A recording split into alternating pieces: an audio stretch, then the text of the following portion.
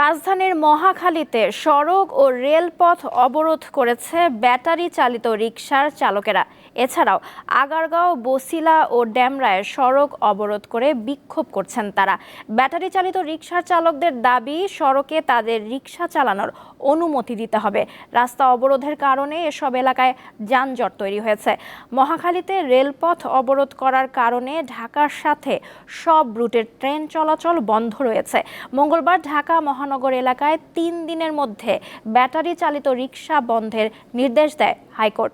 স্বরাষ্ট্র সচিব, স্থানীয় সরকার সচিব, আইজিপি, ঢাকা মহানগর পুলিশ কমিশনার, ঢাকার ২ সিটি কর্পোরেশন কর্তৃপক্ষ সহ সংশ্লিষ্টদের আদালতের এ আদেশ বাস্তবায়ন করতে বলা হয়েছে। এর প্রতিবাদে রাস্তায় নেমেছে রিকশা চালকেরা। এই মুহূর্তে রাজধানীর আগারগাঁওয়ে আছেন সহকর্মী দিলশাদ আনী।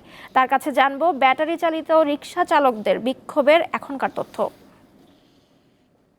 অ্যানি, ব্যাটারি চালিত রিকশা চালকরা কি বলছেন এবং আগারগাঁওয়ের সড়ক অবরোধের ফলে আশপাশের সড়কে কি ধরনের প্রভাব পড়েছে?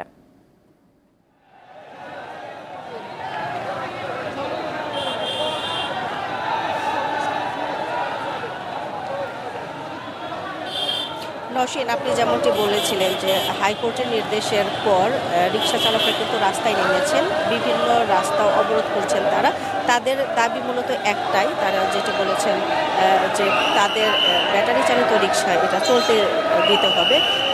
আমরা সকালবেলায় আগারগাঁওর যে মেট্রো রেল স্টেশনের যে নিচে ওনারা আগারগাঁও মোড় পুরোপুরি অবস্থান নিয়েছেন এবং বিভিন্ন জায়গায় আমরা দেখেছি যে তারা ইট দিয়ে, বিভিন্ন ধরনের তার দিয়ে রাস্তা আটকে দিয়েছে।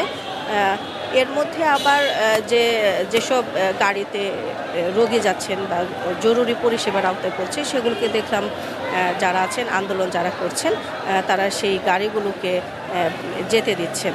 এছাড়া এর পাশে যে রাস্তাগুলি আছে, আগারগাঁও মোড়ের আশপাশের যে রাস্তা, গাড়িগুলি পুরোপুরি আমরা যেটা দেখতে পাচ্ছি যে পুরো রাস্তায় কিন্তু ব্লক হয়ে আছে, অনেক যানজটও আমরা দেখতে পাচ্ছি।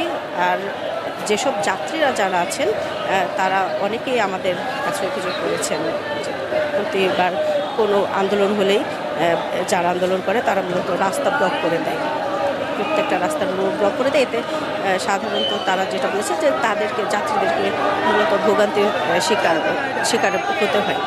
আমরা কিছুক্ষণ আগে দেখেছি যে তেজগাঁও জোনের ডিসি এখানে এসেছেন, যারা আন্দোলন করছেন তাদের সাথে কথা বলছেন, তাদের আসলে রাস্তা থেকে সরে যেতে বলছেন। কিন্তু আমরা তাদের আলোচনা যতটুকু শুনেছি তারা আসলে রাস্তা ছাড়তে চান না। তাদের কথা একটাই, তারা তাদের দাবি আদায় না হওয়া পর্যন্ত তারা রাস্তায় থাকবে। এবং তারা আমাদেরকে আরও কিছু বলেছেন যে তাদের যে পরিবারের সদস্য যারা আছেন তারা আসলে কয়েকদিন ধরে না খেয়ে আছেন, তারা রিকশা চালাতে পারছেন না। তারা চান যে তাদের প্রশিক্ষণ দিয়ে হলেও যেন ব্যাটারি চালিত রিকশা তাদের চলতে অনুমতি দেওয়া হয়। এই যে আমরা এখনও দেখছি, দর্শক আপনারা দেখতে পাচ্ছেন যে ওখানে কিন্তু যে ভিড় যে জায়গাটা দেখছেন, এখানে কিন্তু পুলিশ প্রতিনিধি আসছেন, তেজজনের ডিসি উনি আছেন, সাথে যারা আন্দোলন করছেন তারাও আছেন। তাদের মধ্যে একটা কথাবার্তা চলছে, কিন্তু আন্দোলনকারী যারা আছেন তারা আসলে মূলত রাস্তা থেকে সরে যেতে চাচ্ছেন না। তাদের মূল কথা হচ্ছে একটাই, তারা রাস্তা অবরোধ করবেন, তারা আসলে রাস্তা ছাড়বে না। তাদের দাবি যদি আদায় না হয় সে পর্যন্ত তারা রাস্তায় থাকবেন। তো এই ছিল এখনকার মতো সবশেষ। আগারগাঁও থেকে জানাচ্ছিলেন সহকর্মী দিলশাদ জাহান আনী।